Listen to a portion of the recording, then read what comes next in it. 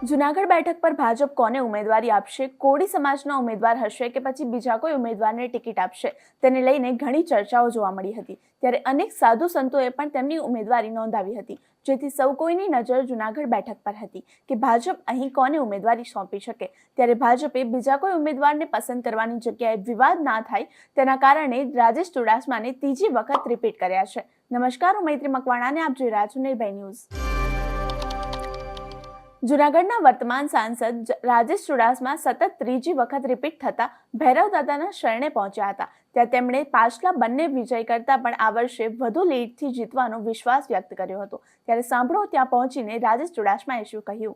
ખાસ કરીને જ્યારે આજે હોળી અને ખાસ કરીને ભોઈ સમાજ દ્વારા અહીંયા વેરાવળમાં સૌરાષ્ટ્રમાં સૌથી હોળીની સારી ઉજવણી કરવા માટે હું ભોઈ સમાજના આગેવાનોને ખૂબ ખૂબ અભિનંદન આપું છું અને આપના માધ્યમથી સમગ્ર દેશના લોકોને હું હોળી અને ધૂળેટીની ખૂબ ખૂબ શુભકામના પાઠવું છું। જ્યારે આ વિસ્તાર માટે જૂનાગઢ અને ગીર સોમનાથની જનતાની સેવા કરવાની મને ત્રીજી વખત તક આપી, ત્યારે દેશના પ્રધાનમંત્રી આદરણીય નરેન્દ્રભાઈ તેમજ અમારા રાષ્ટ્રીય અધ્યક્ષ જેપી નડ્ડાજી, ગૃહમંત્રી અમિતભાઈ શાહ, અમારા પ્રદેશના અધ્યક્ષ સી આર પાટીલજી, અમારા રાજ્યના મુખ્યમંત્રી ભૂપેન્દ્રભાઈ પટેલ અને સૌ આગેવાનો અને કાર્યકર્તાઓનો હું ખૂબ ખૂબ આભાર માનું છું કે મને આ વિસ્તારની ત્રીજી વખત સેવા કરવાની તક આપી, એટલા માટે એમનો ખૂબ ખૂબ આભાર માનું। ખાસ કરીને જ્યારે આ વિસ્તારની જૂનાગઢ લોકસભાની વાત આવે તો 14માં પણ જુઓ કે છેલ્લે જ ડિક્લેર થઈ હતી, 19માં પણ છેલ્લે ડિક્લેર થઈ હતી અને 24માં પણ છેલ્લે જ ડિક્લેર થઈ।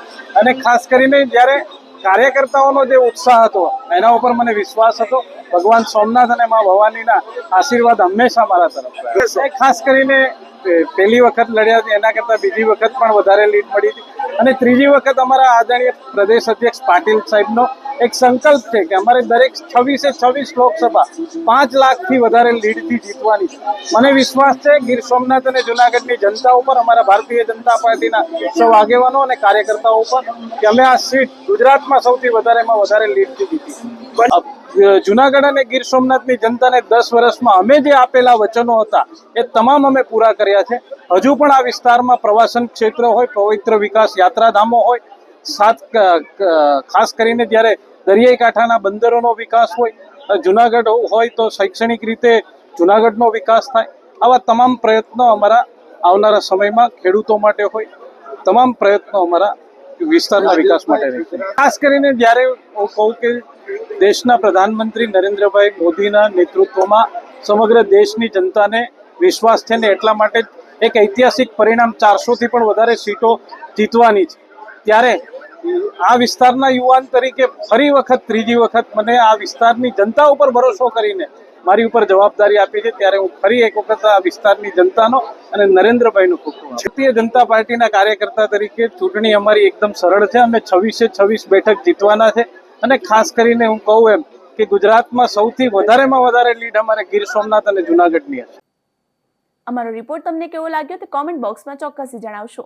લોકસભા ચૂંટણીને લગતા આવા જ ઇન્ફોર્મેટિવ વિડીયોઝ માટે આપ જોતા રહો નિર્ભય ન્યૂઝ। અમારી ચેનલ નિર્ભય ન્યૂઝને લાઇક, શેર અને સબસ્ક્રાઇબ કરવાનું ભૂલશો નહીં। આભાર।